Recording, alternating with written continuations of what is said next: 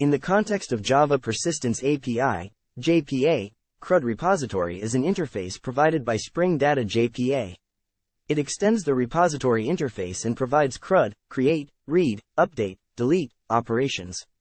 CRUD Repository is a generic interface that takes two parameters, the entity type and the ID type. This allows you to create a repository for any entity type, such as user, product, or order.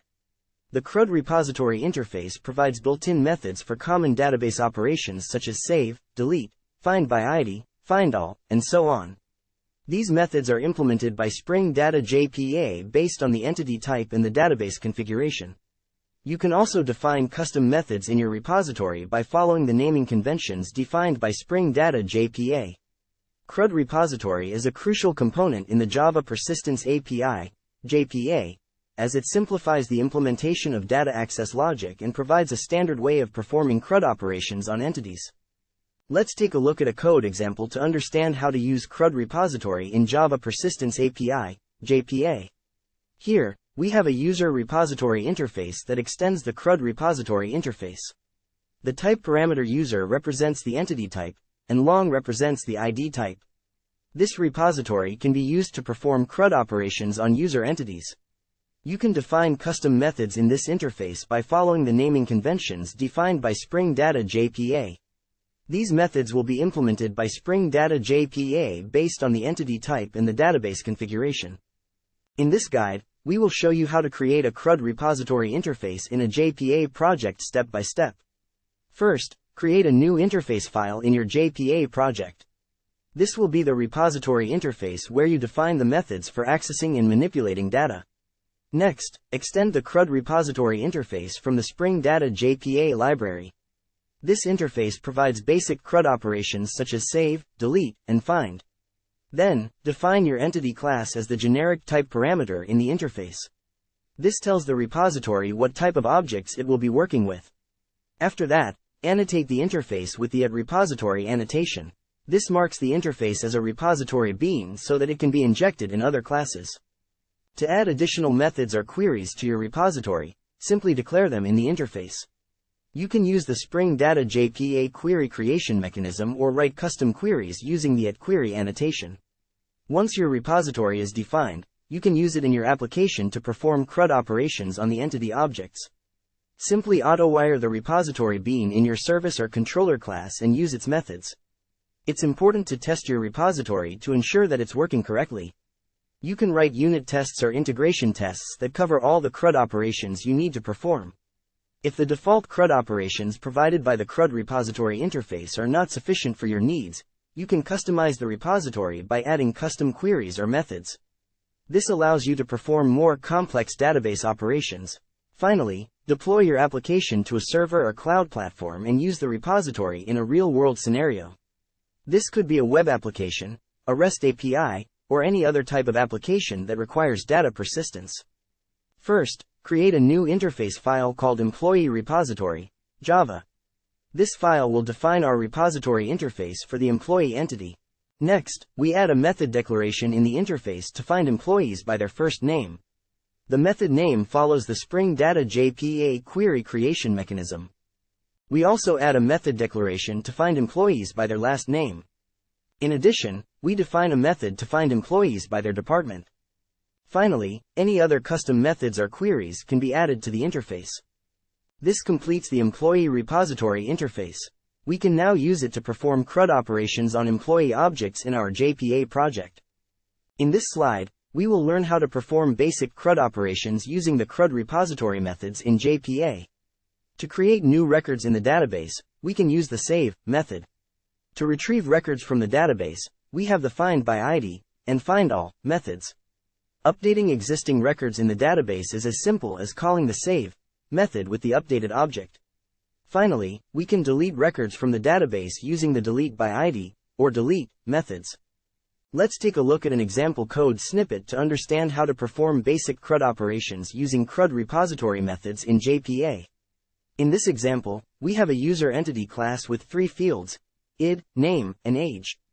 The id annotation marks this class as an entity that can be persisted in the database. The id annotation specifies that the id field is the primary key. We can use the getters and setters to access and modify the values of the fields. This is just a simple example, but it demonstrates how to define an entity class in JPA. In this slide, we will explore how to write custom queries using the CRUD repository's query generation mechanism in JPA. CRUD repository in JPA provides a mechanism to generate queries based on method names. By following the method name conventions, you can define custom queries without writing SQL statements manually. Let's take a look at some key points about this mechanism. First, CRUD repository allows you to write custom queries using query generation mechanisms. Let's continue exploring how to write custom queries using the CRUD repository's query generation mechanism. To define a custom query, you just need to add a method signature to the repository interface. The method name should follow the conventions to generate the corresponding SQL query. For example, if you have a method named find by first name in the repository interface, it will generate a query to find entities by their first name. The query generation mechanism supports a wide range of keywords and operators like and, or, not, like, between, greater than, less than, and many more. Now, let's dive deeper into writing custom queries using the CRUD repository's query generation mechanism. You can combine multiple properties in the method name to create more complex queries. For example, if you have a method named find by last name and age greater than, it will generate a query to find entities by their last name and age greater than a specific value. The query generation mechanism supports various data types, including strings, numbers, dates, and booleans. This provides a flexible and convenient way to construct queries based on your specific requirements. In some cases, the method signature alone might not be sufficient to define the query. In such situations, you can use the @query annotation to specify the SQL statement directly. This allows you to write complex queries using SQL syntax. You can use named parameters in the SQL statement and bind them to the method parameters. The @query annotation provides more flexibility and control over the generated query. Now let's take a look at a code snippet that demonstrates how to write custom queries using the CRUD repository's query generation mechanism.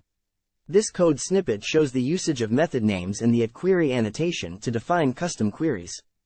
The user repository interface extends the CRUD repository interface and includes several methods to define custom queries. The find by first name method generates a query to find users by their first name. The find by last name and age greater than method generates a query to find users by their last name and age greater than a specific value. The @query annotation is used in the find by email method to specify a custom SQL query directly. This code snippet provides an example of how to combine query generation mechanisms and the @query annotation to define custom queries in CRUD repository. In this slide, we will discuss how to implement pagination and sorting functionalities using CRUD repository in JPA. CRUD repository provides an easy way to perform CRUD, create, read, update, delete, operations on entities in a database. With CRUD repository, you can easily implement pagination and sorting functionalities in your JPA application. Let's dive into the details of how to use CRUD repository to implement pagination and sorting in JPA. By following the steps mentioned in this slide, you will be able to efficiently handle large amounts of data and provide a better user experience. Explanation of the code snippet. CRUD repository is an integral part of Spring Data JPA. It offers a range of predefined methods that handle common database actions like create, read, update, and delete. This greatly simplifies the development process and eliminates the need for writing repetitive code. Integrating CRUD repository with Spring Boot is straightforward and enables you to rapidly build data access layers. Simply extend the CRUD repository interface, and you'll have access to all the essential CRUD functionalities. Here is an example of how to integrate CRUD repository with Spring Boot using the employee entity as an example. The employee repository interface extends the CRUD repository interface and specifies the employee entity and its primary key data type. By doing so, the employee repository inherits all the CRUD operations provided by the CRUD repository interface. Additional custom methods for querying and manipulating employee entities can also be defined within the employee repository interface. In this video, we covered the key points of using CRUD repository in JPA and its benefits. CRUD repository is a convenient way of performing CRUD operations on the database without writing any SQL queries. The interface provides methods such as save, find by ID, find all, update, and delete, which we can use to interact with the database. By extending CRUD Repository in our repository interfaces, we can leverage these methods and easily perform database operations. This saves us from writing repetitive boilerplate code and provides a standard way of implementing database operations in our Spring Data JPA projects. There is no code snippet available for this topic.